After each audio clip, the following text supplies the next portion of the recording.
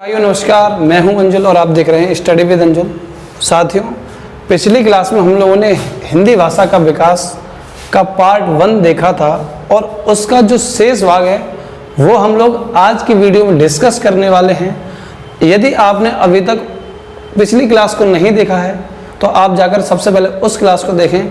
साथियों, चलिए क्लास को स्टार्ट करते हैं। तो क्लास को स्टार्ट करने से पहले 5-6 क्वेश्चन हैं और जो प्रत्येक एग्जाम के आजकल रीड बनकर उभरे हैं।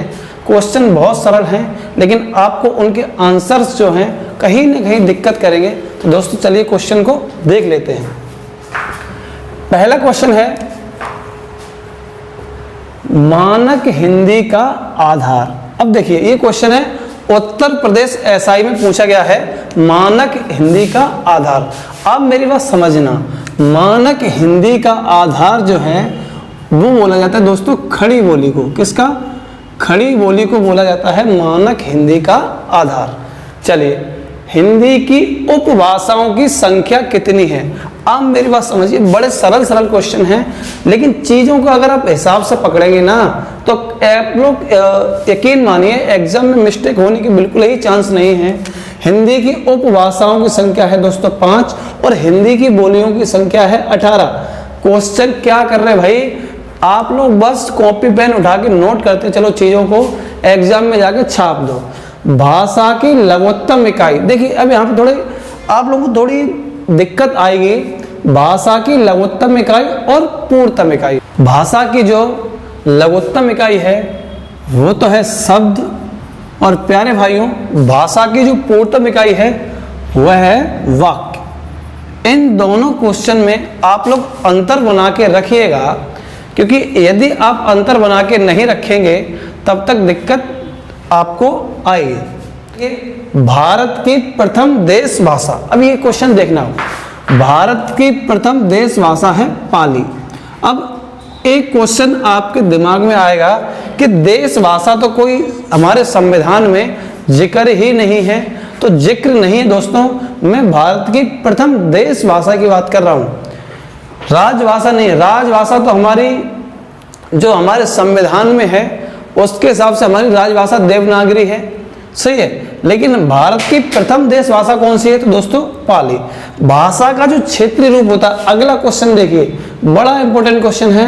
भाषा का जो क्षेत्रीय रूप होता है उसको हम लोग बोलते हैं बोली।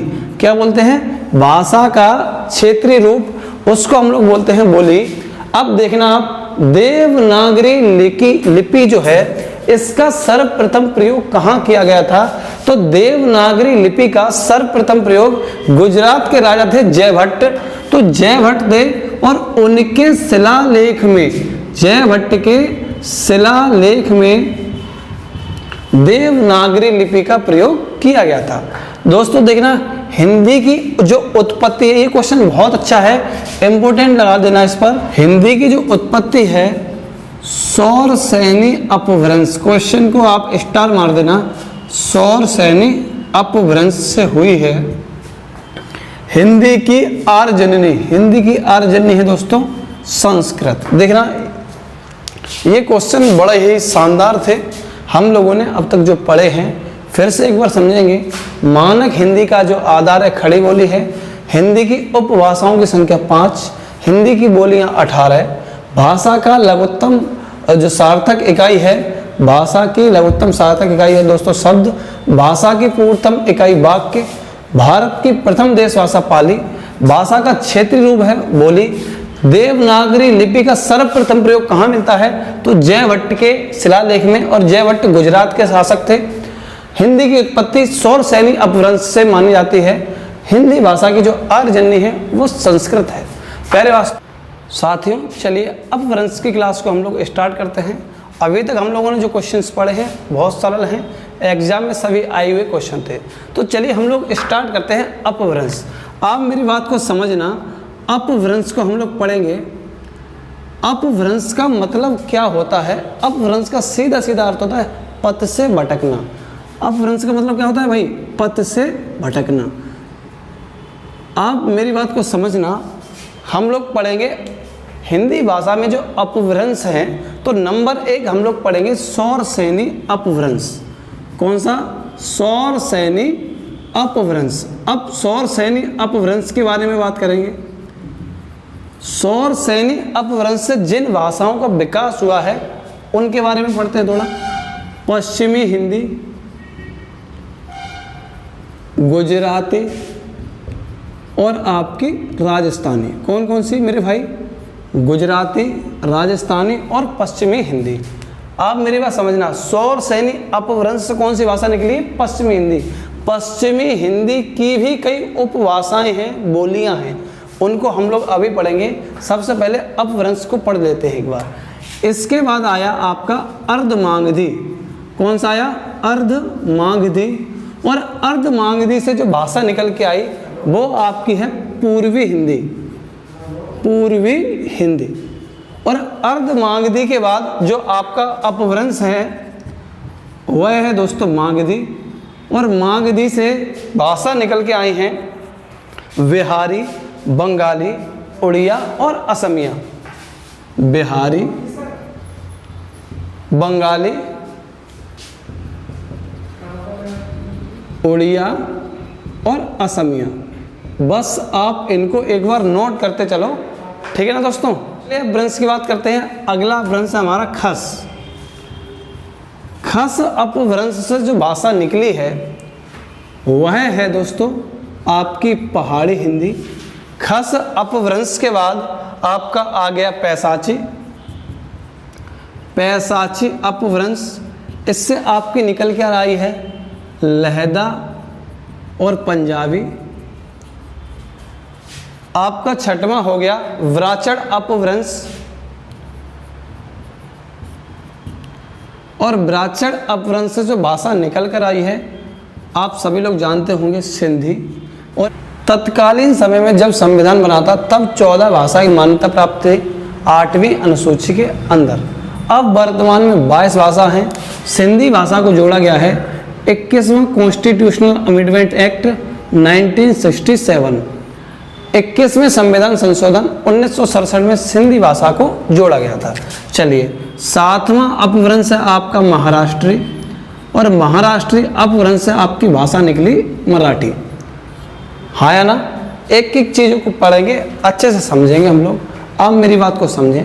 सौर सैनी अपभ्रंश से कौन सी भाषा निकल कर आई? पश्चिमी हिंदी, गुजराती, राजस्थानी। अर्धमागधी अपभ्रंश से भाषा निकली आपकी पूर्वी हिंदी। मागधी अपभ्रंश से निकली बिहारी, बंगाली, उड़िया और असमिया। खस अपभ्रंश से निकली आपकी पहाड़ी हिंदी। पैसाची से निकली आपकी लहदा और पंजाबी। व्राचड़ अपभ्रंश से भाषा निकली आपकी सिंधी, जो 21वें संविधान संशोधन 1967 में एक भारतीय भाषा का दर्जा दिया गया। महाराष्ट्री से निकली आपकी मराठी। चलिए दोस्तों, आगे बढ़ने से पहले मैं आपको बता दूं, अब हम लोग पढ़ेंगे पश्चिमी हिंदी के बारे में, जहाँ से क्वेश्चन बन सकते हैं मैक्सिमम। राजस्थानी के बारे में कि इनकी कौन कौन सी बोलियां हैं। पूर्वी हिंदी के बारे में, बिहारी के बारे में, पहाड़ी हिंदी के बारे में। मतलब मैक्सिमम क्वेश्चन कहाँ से आपके बन सकते हैं। चलिए भाई, इसका तो आप बस स्क्रीनशॉट ले लो एक बार।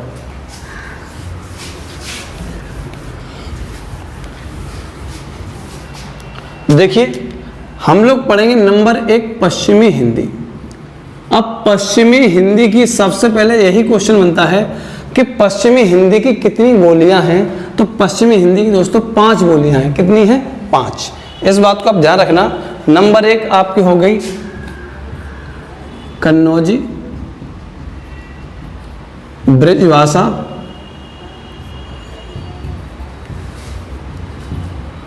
खड़ी बोली। और खड़ी बोली का जो नया नाम है दोस्तों उसको बोलते हैं हम लोग कौरवी। क्या बोलते हैं? कौरवी। चौथी आपकी होगी हरियाणवी, हरियाणवी या वांगरू। और अगली होगी आपकी बुंदेली। कौन सी होगी दोस्तों? बुंदेली। ध्यान रखेंगे पश्चिमी हिंदी की कितनी भाषाएं हैं, कितनी बोलियां हैं? 5। कन्नौजी, ब्रजभाषा, खड़ी बोली या कौरवी, हरियाणवी या बांगरू या बुंदेली। ठीक है ना दोस्तों। अब और ये पश्चिमी हिंदी कहाँ से निकल के आई है आपकी? ये निकल के आई है आपकी सौर सैनी। कौन से अपभ्रंश से? सौर सैनी अपभ्रंश से निकल कर आई है। अब सौर सैनी अपभ्रंश से एक भाषा और निकली थी दोस्तों, राजस्थानी। ध्यान आया कुछ? अभी तो जस्ट पढ़ाया है। जो राजस्थानी भाषा निकली ना, इसका भी लगे हाँ तो इसको भी समझ लो। अगर हम थोड़ी देर समझे रीजनिंग के हिसाब से, तो ये होता है उत्तर, नीचे दक्षिण, और इधर हो गया आपका पूर्व, और इधर हो गया आपका पश्चिम।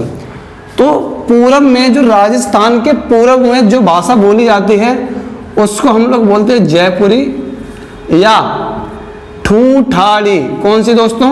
ठूठाड़ी। ध्यान रखेंगे, राजस्थान के पूर्व में कौन सी भाषा बोली जाती है? जयपुरी या ठूठाड़ी। ठीक है ना? चलिए, अब जो पश्चिम है, पश्चिम में बोली जाती है मारवाड़ी। ध्यान रखेंगे, पश्चिम में तो क्या पड़ गई भाई? मार पड़ गई। उत्तर में बोली जाती है आपकी मेवाती, और दक्षिण में बोली जाती है मालवी। ध्यान रखेंगे क्वेश्चंस को, 4 क्वेश्चन है, अच्छे क्वेश्चन है, पकड़ के चलो तुम तो भाई। पश्चिम में, राजस्थान के पश्चिम में कौन सी भाषा बोली जाती है? तो मारवाड़ी। राजस्थान के उत्तर में भाषा बोली जाएगी मेवाती, राजस्थान के दक्षिण में मालवी, और राजस्थान के पूर्व में जयपुरी या ठूठाड़ी। फिर से समझो, पश्चिमी हिंदी कहां से निकली है? सौर सैनी अपभ्रंश से। राजस्थानी कहां से निकली है? सौर सैनी अपभ्रंश से। अच्छा, पश्चिमी हिंदी की कितनी बोलियां हैं? तो दोस्तों 5, और राजस्थानी की कितनी है? 4। कन्नौजी, ब्रजभाषा, खड़ी बोली या कौरवी, हरियाणवी या बांगरू या बुंदेली। चलिए, अब दोस्तों आते हैं हम लोग, इसके जस्ट बाद हमने पढ़ाया था आपको अर्धमागधी अपभ्रंश। अब अर्धमागधी अपभ्रंश मैंने पढ़ाया था, तो जब अर्धमागधी अपभ्रंश पढ़ाया तो मैंने उसकी आपको एक भाषा बताई थी, जो मैंने बताई थी आपको पूर्वी हिंदी। अरे बोलो हाँ या ना? पूर्वी हिंदी। और पूर्वी हिंदी की बोलियां कितनी निकल के आई? ABC।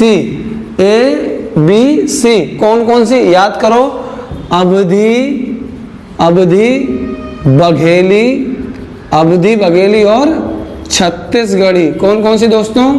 अवधी बघेली, छत्तीसगढ़ी। क्या बोला मैंने? फिर से समझो, अर्धमागधी जो अपभ्रंश है, इसकी भाषा है पूर्वी हिंदी, और इसकी बोलियां कौन कौन सी हैं? 3 बोलियां हैं, अवधी, बघेली और छत्तीसगढ़ी। ध्यान रखेंगे ना? पश्चिमी हिंदी की कितनी है? 5। कन्नौजी, ब्रजभाषा, मेरे संग बोलो आप, खड़ी बोली या कौरवी, हरियाणवी या बांगरू या बुंदेली। फिर से समझो, राजस्थान की कितनी भाषाएं हैं भाई? 4। मेवाती कहाँ बोली जाएगी? उत्तर में, दक्षिण में मालवी, पश्चिम में मारवाड़ी, और पूर्व में आ गई आपकी जयपुरी या ठूठाड़ी। आप लोग एक बात समझना, इसके जस्ट बाद मैंने आपको पढ़ाया था अर्धमागधी के बाद मागधी अपभ्रंश। कौन सा पढ़ाया था दोस्तों? मैंने पढ़ाया था आपको मागधी अपभ्रंश। ध्यान है? और मागधी अपभ्रंश में एक मैंने आपको पढ़ाई थी बिहारी, बंगाली, उड़िया और असमिया। चलिए, अब आप हमें बताइए, जो थोड़ी मैंने कौन कौन सी बताई थी? बिहारी, बंगाली, ये बताए थे ना दोस्तों, और उड़िया, और कौन से बताए थे दोस्तों? असमिया। चलिए, अब इन चारों भाषाओं की जानकारी समझो। बहुत सिंपल, असमिया कहाँ बोली जाएगी? असम में। उड़िया कहाँ बोली जाएगी? उड़ीसा, जिसकी राजधानी भुवनेश्वर, इसके CM पटनायक है।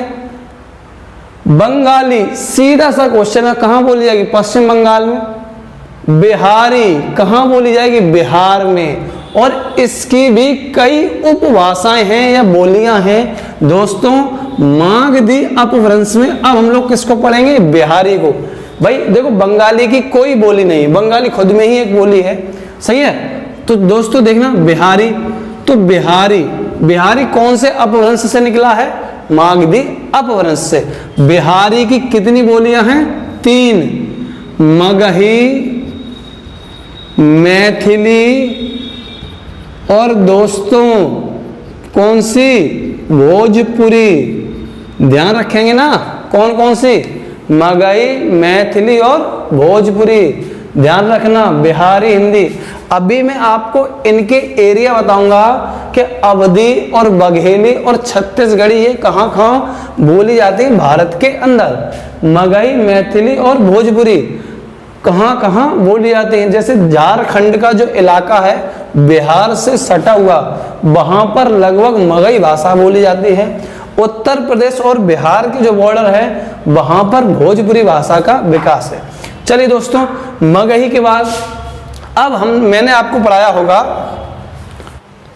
चलिए साथियों, अब हम लोग स्टार्ट करते हैं। भारतीय संविधान में जो हिंदी का पोर्शन है उसको हम लोग आगे बढ़ाएंगे इस क्लास के अंदर। आप लोग देखना, जो हमारा भारतीय संविधान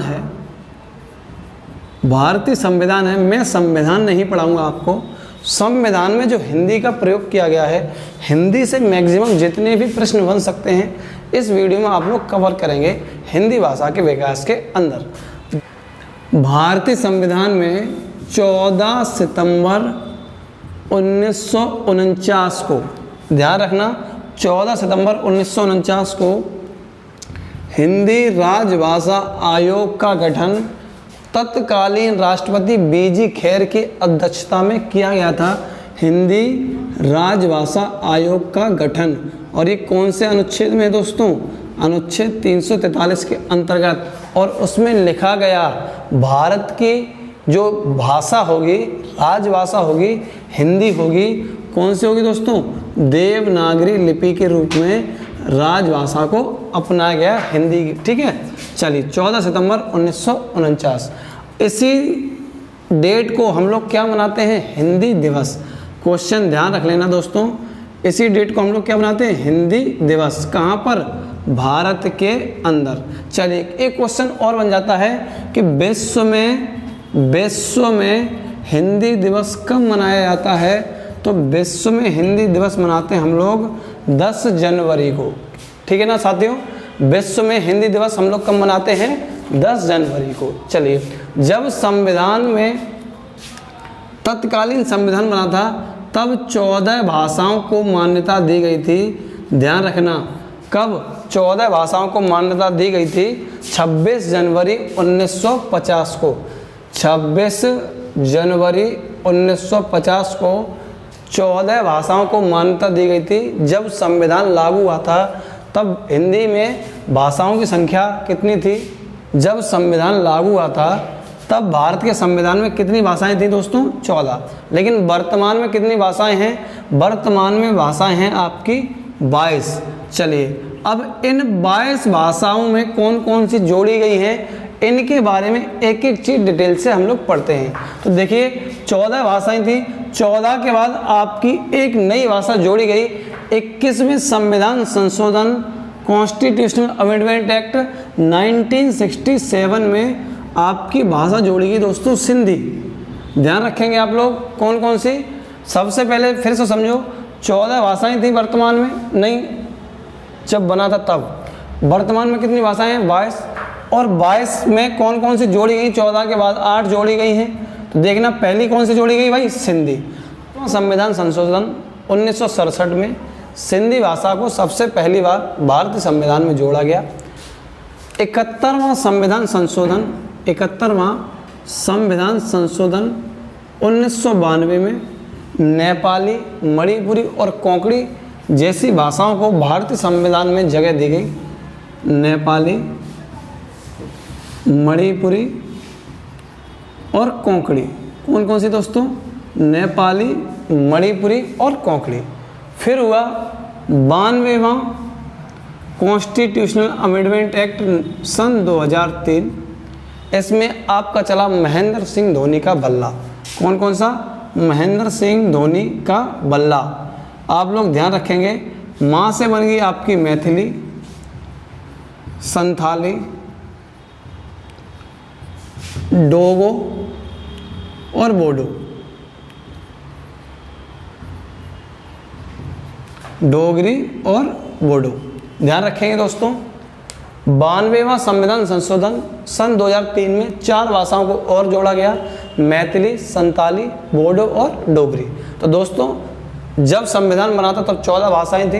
15, 16, 17, 18, 19, 20, 21, 22। अभी वर्तमान में हमारे पास कितनी भाषाएं हैं जो भारतीय संविधान में अधिकृत हैं? तो 22 भाषाओं में भारतीय संविधान अधिकृत है।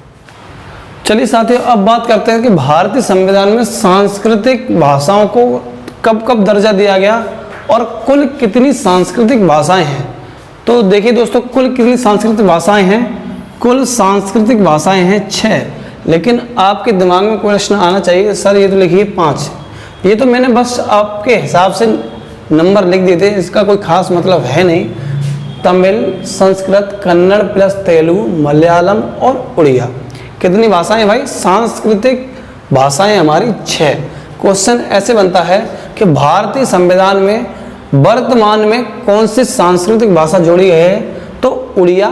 और भारतीय संविधान में सबसे पहले सांस्कृतिक भाषा कौन सी जोड़ी गई थी? तो दोस्तों कौन सी है? तमिल। ध्यान रखना, तमिल तमिलनाडु में बोली जाती है, संस्कृत तो लगभग पूरे भारत की ही है, कन्नड़ कर्नाटक में, तेलुगु आंध्र प्रदेश में, तेलुगु बोली जाती है आपके आंध्र प्रदेश में, मलयालम बोली जाती है केरल में, और उड़ीसा में बोली जाती है आपकी उड़िया। ठीक है साथियों, चीज़ें समझ में आई हो? प्यारे साथियों, उम्मीद है आपको वीडियो पसंद आई होगी। यदि आपको वीडियो पसंद आई हो तो छोटी सी बस रिक्वेस्ट है, चैनल को लाइक और सब्सक्राइब करें छोड़कर मत जाना, क्योंकि आपका प्यार ही हमें मोटिवेट करता है आगे वीडियो लाने के लिए। Thank you for watching. धन्यवाद।